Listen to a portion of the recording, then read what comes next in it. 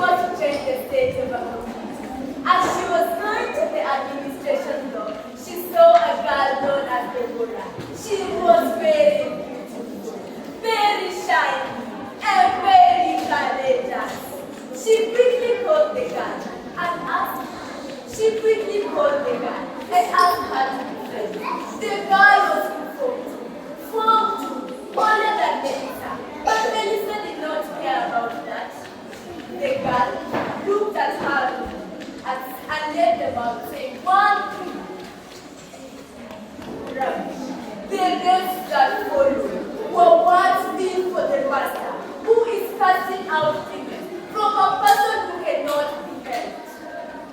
Melissa wanted to prove herself worthy of making them. She was thinking of going to use her money. She was thinking of using her money to buy all the things so she can impress Deborah. But she does not even afford shoes. She uses pocket tissue that cannot even be bought. How can she use it for buying things like iPhone? As she was going on, she had another idea. Idea number 2. She was going to do everything for Deborah. Clean her clothes, carry her luggage, and brush her shoes.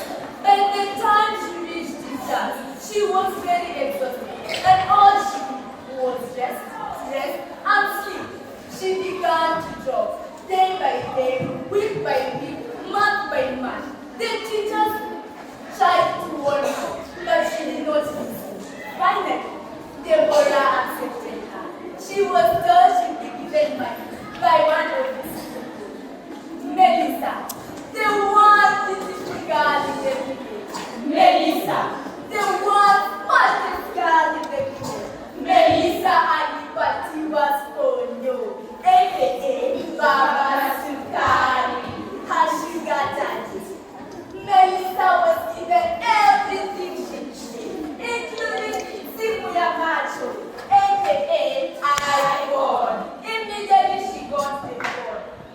Melissa entered online.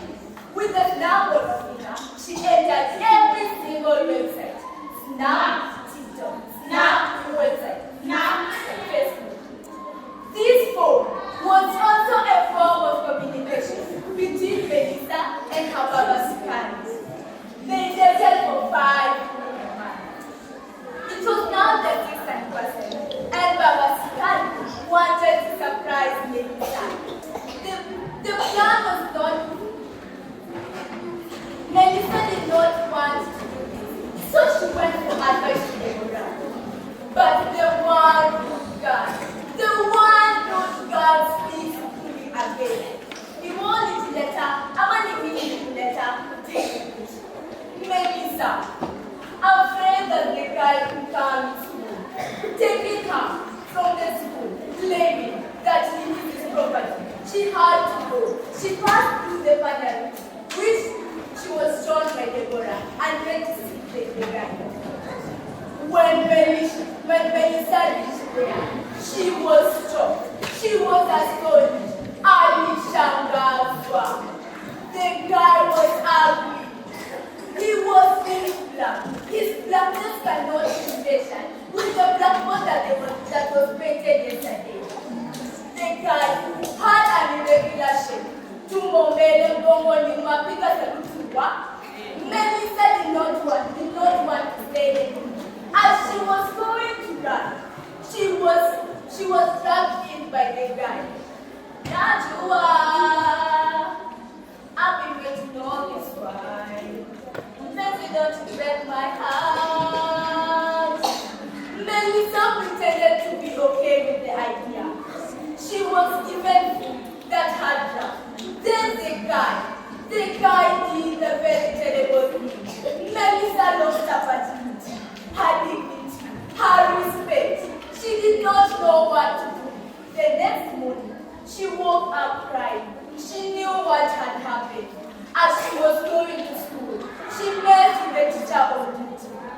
Matatizo yatapisha lini, jambo likizo ni furaha mimi.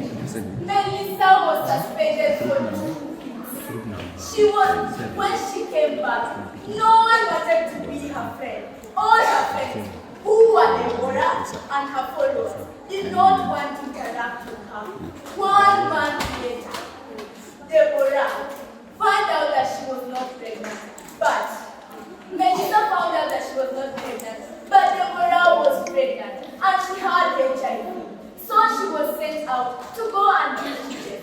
Turns out, Deborah was the poorest girl in the school. Poorer than Melissa. With the help of the teachers and that of the parents, Melissa came back to the church and she began to work hard. As she speaks, she is giving advice to all the students in the school and those of the village. Soma, kijana, siku zilibadilika.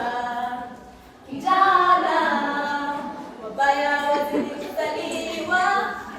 Kijana, wazuri wazidi kukumbuka. Kijana, Group 7 presentation. Pleasure.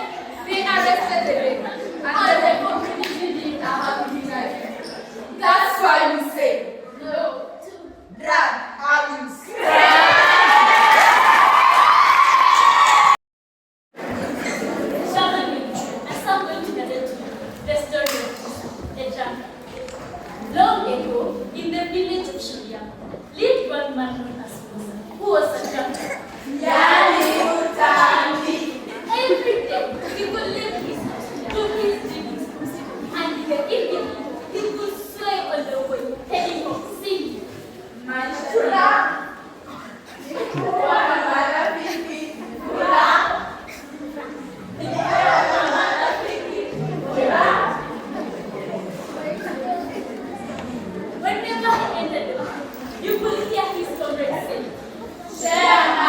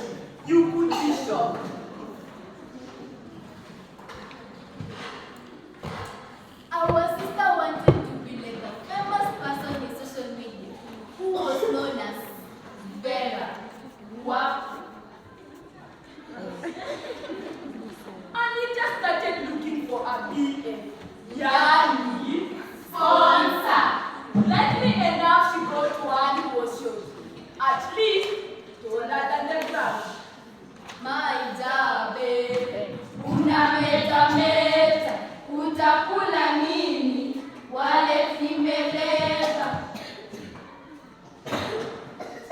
We decided to take the matter to our teacher, Mr. K, who is in charge of guiding and counseling, who was also known as Shihuyu. Mr. K took the matter in hand and went to speak to Anita. Anita, this online behavior may be given a serious consequence. But Anita's answer was,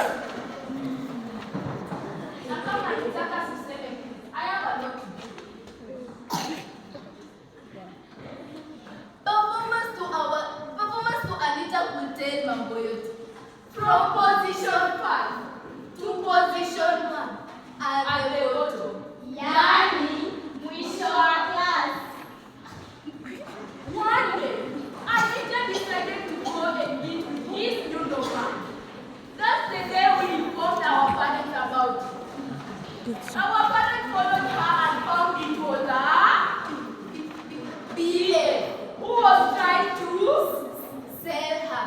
Luckily enough, our parents reached in time and called and communicated to the Communication Authority of Kenya and the police. He was arrested because he could sell young girls to get money. The Communication Authority took measures and made sure social media platforms used by children is safe. Our sister went back to school and performed better than before.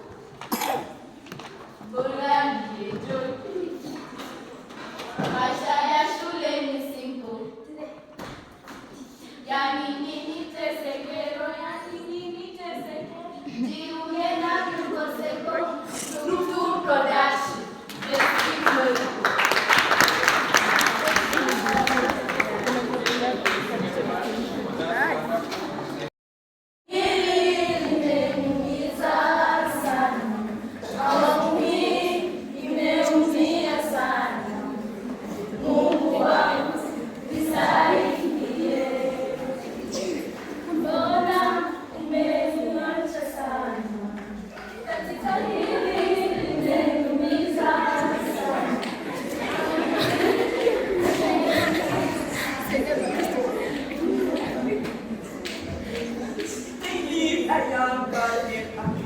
Amina was a beautiful girl.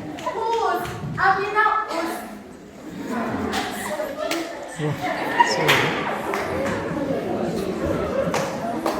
They lived a young girl named Amina.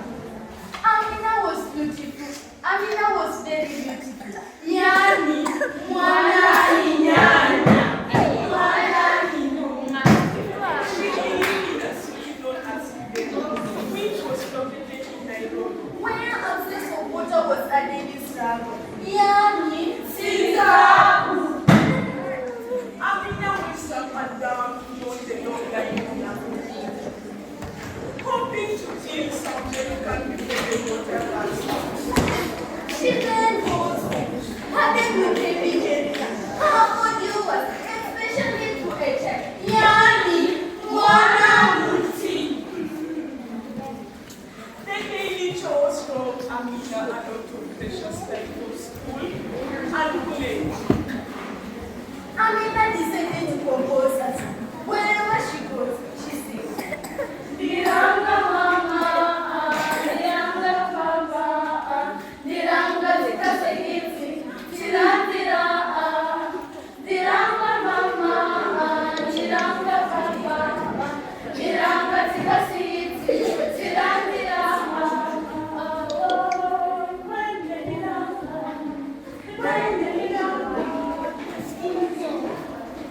Due to the water city, it was contaminated. Yani, karimazi machafu, leading to death and illnesses.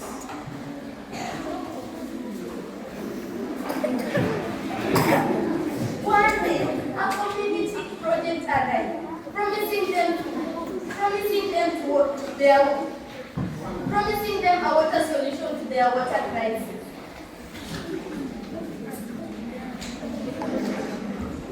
Nation.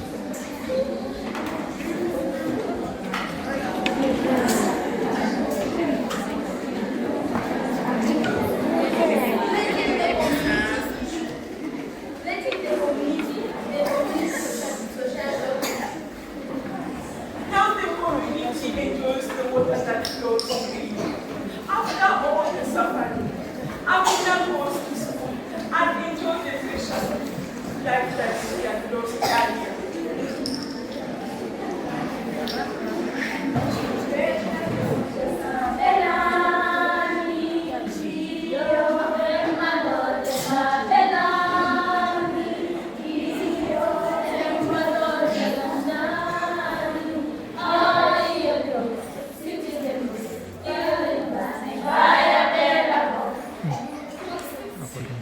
Right.